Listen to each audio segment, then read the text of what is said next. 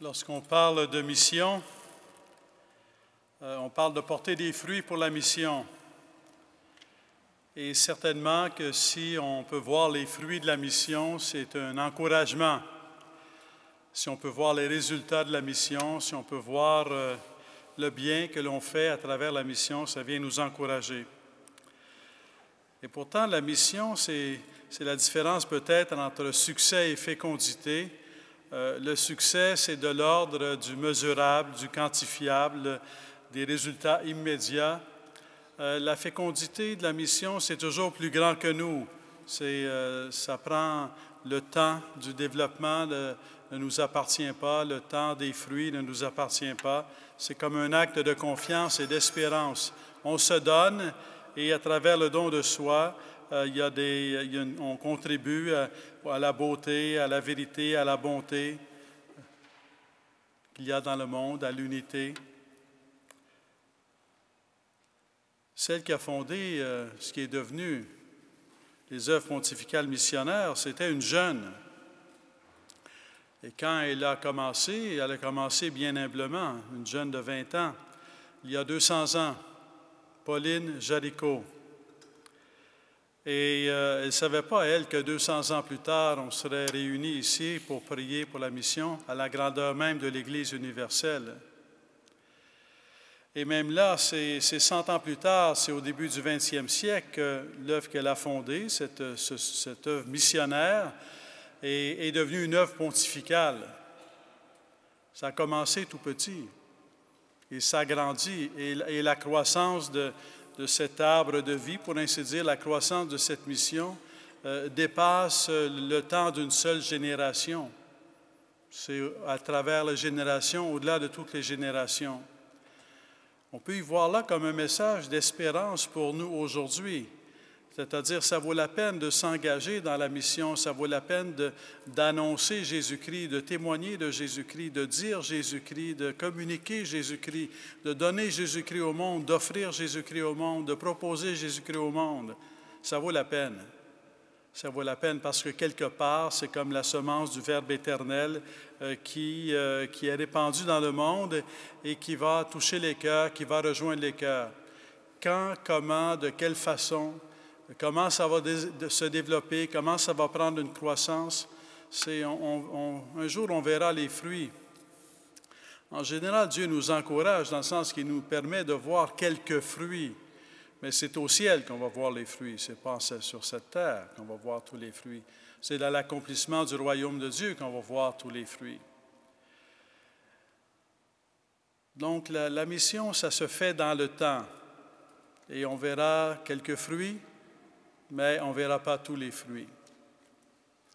En même temps, d'un autre côté, la mission, on pourrait penser que la mission, c'est pour quelques personnes, comme Pauline ici, qui a été cette jeune femme, elle a vu comme sa mission, elle a répondu à un appel, elle a quitté une certaine vie prospère pour pouvoir s'engager pour la mission.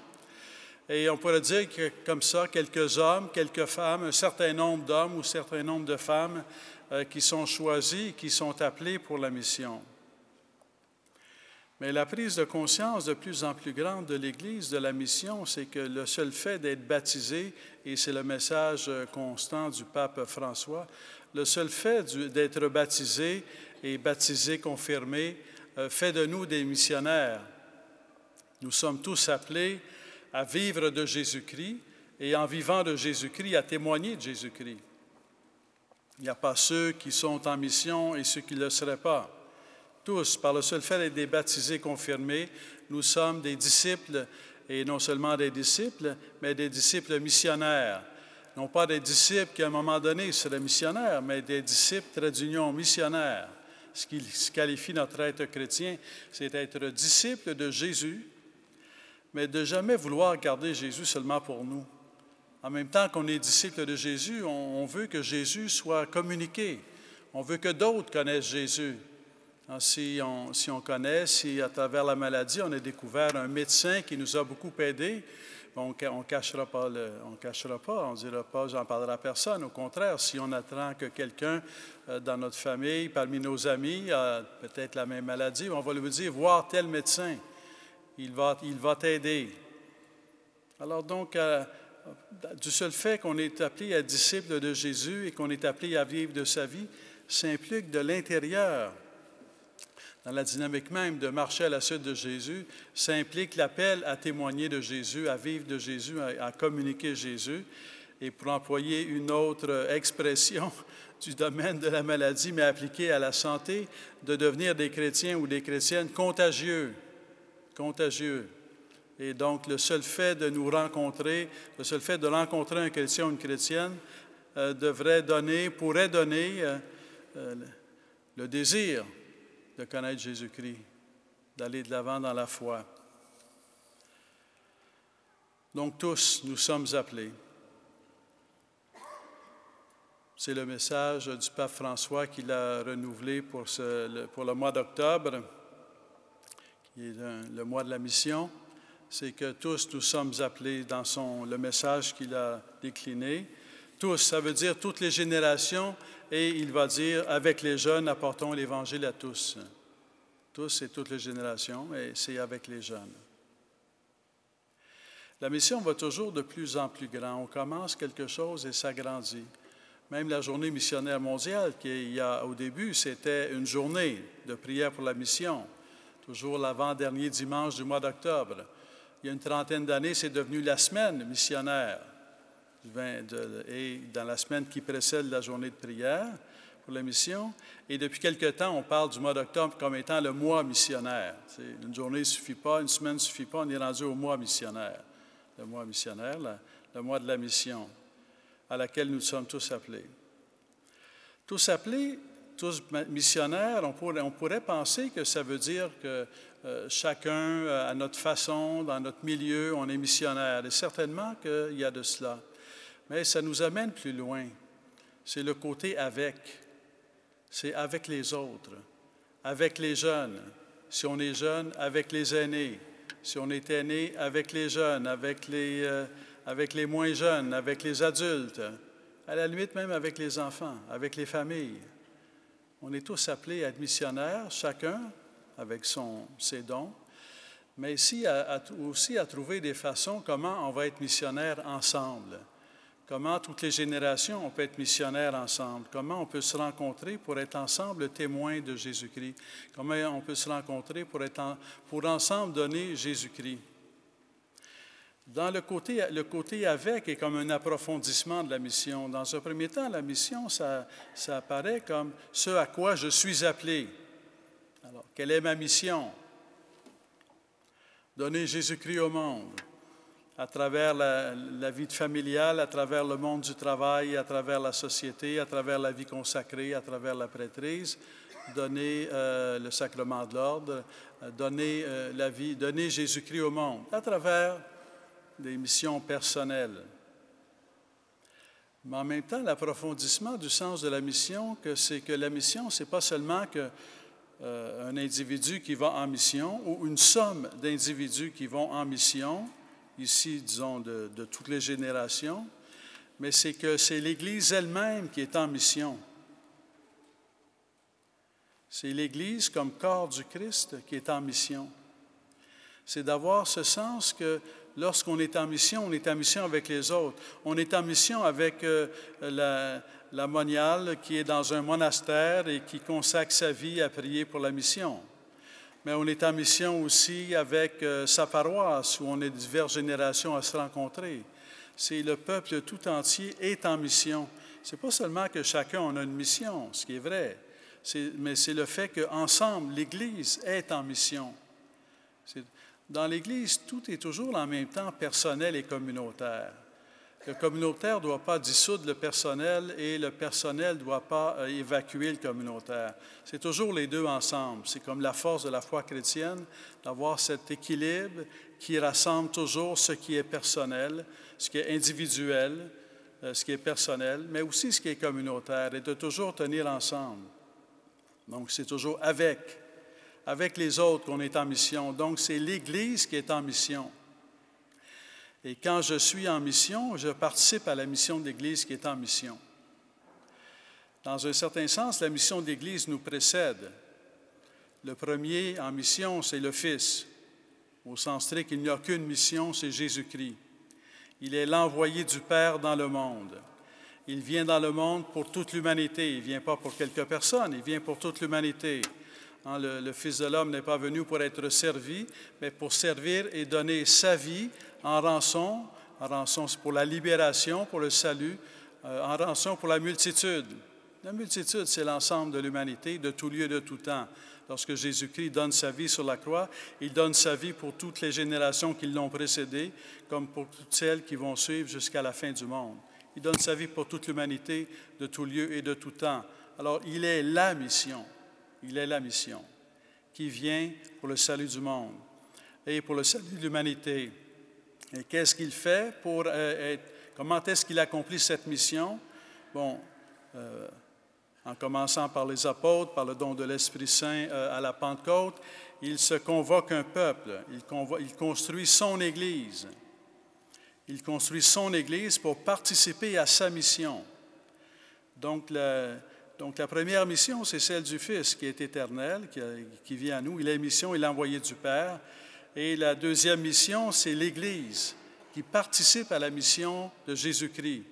Et Jésus envoie l'Église dans le monde pour le donner au monde, pour communiquer la vie de la grâce au monde, pour communiquer la parole de Dieu au monde, pour communiquer, transmettre le témoignage de la foi en Jésus-Christ au monde.